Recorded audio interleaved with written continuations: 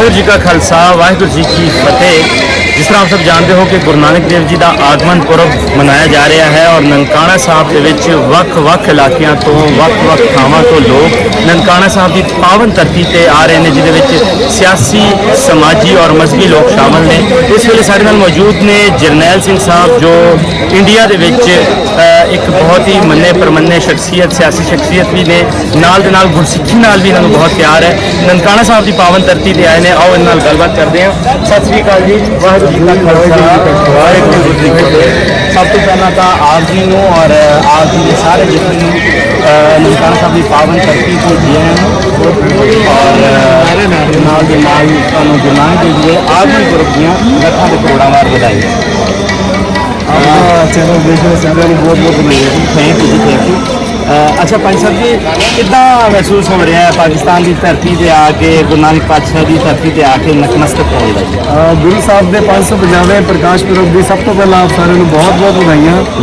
तो मैं बयान नहीं कर सकता शब्दों में, एक सपने वर्गा होंदा सी जी कभी गुरु नानक साहब के जन्म स्थान पर जावांगे तो अज सपना सच सार्थक होंदा सानूं दिस रहा। मेरे नाल जिन्ने भी साथी आए ने सारे बहुत खुश ने ਤੇ ਅਸੀਂ ਅਰਦਾਸ ਕਰਦੇ ਗੁਰੂ ਸਾਹਿਬ ਦੇ ਅਰਦਾਸ ਕਰਦੇ ਹੀ ਆਇਆ 72 ਸਾਲਾਂ ਤੋਂ ਕਿ ਗੁਰੂ ਸਾਹਿਬ ਦੇ ਜਿਹੜੇ ਗੁਰੂ ਧਾਮਾਂ ਨੂੰ ਪੰਥ ਤੋਂ ਵਿਛੋੜਿਆ ਗਿਆ ਉਹਨਾਂ ਦੇ ਖੁੱਲੇ ਦਰਸ਼ਨ ਦਿਦਾਰ ਬਖਸ਼ੇ ਜਾਣ ਤੇ ਅਕਾਲ ਪੁਰਖ ਨੇ ਕਿਰਪਾ ਕੀਤੀ ਹੈ।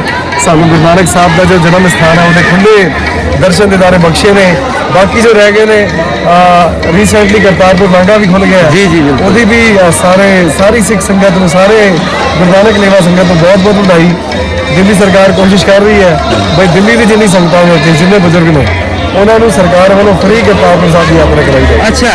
अच्छा मैनू पता लगा है कि तुसी एक ਜਦੋਂ ਤੁਸੀਂ ਉੱਥੇ ਤੁਰੇ ਹੋ ਤੇ ਤੁਹਾਡੇ ਜ਼ਿਹਨ 'ਚ ख्वाहिश ਸੀ कि मैं बगैर किसी सिक्योरिटी तो और बगैर किसी मैं एक आम मनुख आम ਜਿਹਾ ਬੰਦਾ ਜਾ ਕੇ ਨਨਕਾਣਾ ਸਾਹਿਬ 'ਚ ਮੱਥਾ ਟੇਕਣ ਜਾ ਰਿਹਾ ਹਾਂ। ਇਸ ਗੱਲ 'ਚ ਕਿੰਨੀ ਕੁ ਸੱਚਾਈ ਹੈ? ਦੇਖੋ ਜੀ ਤੁਹਾਡੇ ਸਾਹਮਣੇ ਹੀ ਆਪਾਂ ਸਭ ਤੋਂ ਵੱਡਾ ਸਿਕਿਉਰਿਟੀ ਤੇ ਆਪ ਅਕਾਲ ਪੁਰਖ ਹੈ ਗੁਰੂ ਨਾਨਕ ਸਾਹਿਬ ਆਪ ਨੇ।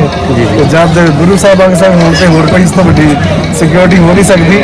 ਫਿਰ ਆਪਾਂ ਆਏ ਹਾਂ ਅੱਜ 13 ਤਰੀਕ ਹੈ ਤੇ ਬੜੀ ਤਸੱਲੀ ਨਾਲ ਗੁਰੂ ਸਾਹਿਬ ਦੇ ਦਰਸ਼ਨ ਆਪਾਂ ਕੀਤੇ, ਲੰਗਰ ਵੀ ਛਕਿਆ, ਸੇਵਾ ਵੀ ਕੀਤੀ ਹੈ ਤੇ ਸਾਰਿਆਂ ਨੂੰ ਬਹੁਤ ਬਹੁਤ ਵਧਾਈਆਂ। ਜਿਹਨੂੰ ਵੀ ਟਾਈਮ ਲੱਗੇ ਜ਼ਰੂਰ ਨਨਕਾਣਾ ਸਾਹਿਬ ਆਓ। 550 ਸਾਲਾ ਸਾਡੇ ਸਭ ਦੀ ਜ਼ਿੰਦਗੀ 'ਚ ਆਇਆ, ਆਪਾਂ ਭਾਗਸ਼ਾਲੀ ਹਾਂ ਤੇ ਗੁਰੂ ਸਾਹਿਬ ਦਾ ਸ਼ੁਕਰਾਨਾ ਕਰਦੇ ਹਾਂ। अच्छा तुसी गुरु तेग बहादुर जी की पावन उस धरती ते आए हो जिथे उन्होंने शहादत हुई है, लेकिन उन्होंने ਜਿਹੜੇ शहीद ਹੋਏ ਸੀ ਭਾਈ ਮਤੀ ਦਾਸ, ਭਾਈ ਸਤੀ ਦਾਸ, ਭਾਈ ਦਿਆਲਾ ਜੀ, ਉਹਨਾਂ ਦਾ ਜਨਮ ਸਥਾਨ ਜਿੱਥੇ ਪਾਕਿਸਤਾਨ ਦੇ ਵਿੱਚ ਹੈ ਕਰਿਆਲਾ ਚਕਵਾਲ ਦੇ ਵਿੱਚ।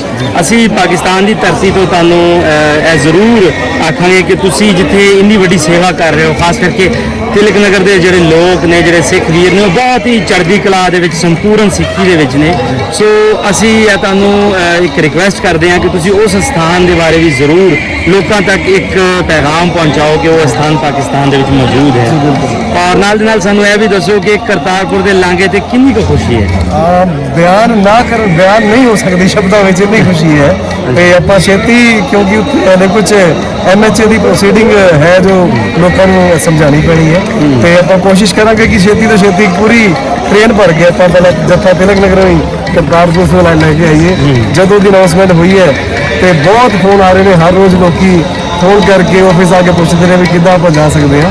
ਤੇ ਮੈਨੂੰ ਪੂਰਾ ਵਿਸ਼ਵਾਸ ਹੈ ਗੁਰੂ ਸਾਹਿਬ ਨੇ ਸਭ ਪੂਰੀ ਕੌਮ ਦੀ ਸੁਣੀ ਹੈ ਤੇ ਦੋਵਾਂ ਮੁਲਕਾਂ ਵਿੱਚ ਹੋਰ ਜ਼ਿਆਦਾ ਅਮਨ ਸ਼ਾਂਤੀ ਬਹਾਲ ਹੋਵੇ ਐਡਾ ਆਪਾਂ ਅਰਦਾਸ ਕਰਦੇ ਹਾਂ ਤੇ ਜਿਹੜੇ ਗੁਰਦੁਆਰੇ ਸਾਡੇ ਤੋਂ ਵਿਛੋੜੇ ਗਏ ਨੇ ਉਹਨਾਂ ਦੇ ਹੋਰ ਖੁੱਲੇ ਦਰਸ਼ਨ ਦਿਦਾਰੇ ਸਾਰੇ ਕਰ ਸਕਣ। ਜੀ ਬਿਲਕੁਲ, ਖੁੱਲੇ ਦਰਸ਼ਨ ਦੇ ਅਰਦਾਸ ਜਿਹੜੇ ਨੇ ਉਹ ਸਾਰੀ ਸਿੱਖ ਜਗਤ ਹੀ ਕਰਦੀ ਹੈ। ਜੋ ਪਾਕਿਸਤਾਨ ਦੇ ਵਿੱਚ ਆ ਕੇ ਕਿੱਦਾਂ ਲੱਗਾ? ਆਪਣੇ ਸਾਡੇ ਬਜ਼ੁਰਗਾਂ ਦੀ ਧਰਤੀ ਹੈ ਤੇ ਇਹ ਜੋ ਬਾਰਡਰ ਨੇ, ਇਹ ਜੋ ਲਕੀਰਾਂ ਦੇ ਇਨਸਾਨਾਂ ਦੀ ਖਿੱਚੀਆਂ ਲਕੀਰਾਂ ਨੇ। ਬਿਲਕੁਲ ਬਿਲਕੁਲ, ਤੇ ਕੋਈ ਮਾਹੌਲ 'ਚ ਫਰਕ ਨਹੀਂ ਲੱਗਿਆ, ਸਾਰੇ ਆਪਣੇ ਘਰ ਵਰਗੇ ਬੰਦੇ ਨੇ। ਹੋਰ ਜ਼ਿਆਦਾ ਪਿਆਰ ਨਾਲ ਜ਼ਿਆਦਾ ਕੇਅਰ ਕਰ ਰਹੇ ਨੇ ਸਾਰੇ ਜਿਹਨੂੰ ਵੀ ਮਿਲਦੇ ਆ, ਭਾਵੇਂ ਕੋਈ ਜਾਣਦਾ ਭਾਵੇਂ ਕੋਈ ਨਹੀਂ ਜਾਣਦਾ, ਹਰ ਬੰਦਾ ਖਿੜੇ ਮੱਥੇ ਨਾਲ ਮਿੱਠੀ ਜ਼ਬਾਨ ਨਾਲ ਗੱਲ ਕਰ ਰਿਹਾ, ਬਹੁਤ ਚੰਗਾ ਲੱਗ ਰਿਹਾ। ਚਲੋ ਜੀ, ਆਪ ਜੀ ਦਾ ਬਹੁਤ ਬਹੁਤ ਧੰਨਵਾਦ, ਤੁਸੀਂ ਟਾਈਮ ਦਿੱਤਾ। ਅਸੀਂ ਆਸ ਕਰਦੇ ਹਾਂ, ਉਮੀਦ ਕਰਦੇ ਹਾਂ ਕਿ ਤੁਸੀਂ ਜ਼ਰੂਰ ਪਾਕਿਸਤਾਨ ਦੁਬਾਰਾ ਆਓਗੇ ਔਰ ਅਸੀਂ ਪਾਕਿਸਤਾਨ ਦੇ ਜਿਹੜੇ ਸਾਡੇ ਇੱਥੇ ਦੇ ਰੈਲੀਵੈਂਟ ਅਥਾਰਟੀਜ਼ ਨੇ ਉਹਨਾਂ ਨੂੰ ਵੀ ਰਿਕੁਐਸਟ ਕਰਾਂਗੇ ਕਿ ਇਹਨਾਂ ਵੀਰਾਂ ਵਾਸਤੇ ਵੀਜ਼ੇ ਦੇ ਵਿੱਚ ਬਹੁਤ ਆਸਾਨੀ ਵਰਤੀ ਜਾਏ। ਆਪ ਸਭ ਦਾ ਧੰਨਵਾਦ। ਥੈਂਕ ਯੂ ਜੀ। ਵਾਹਿਗੁਰੂ ਜੀ। ਵਾਹਿਗੁਰੂ ਜੀ।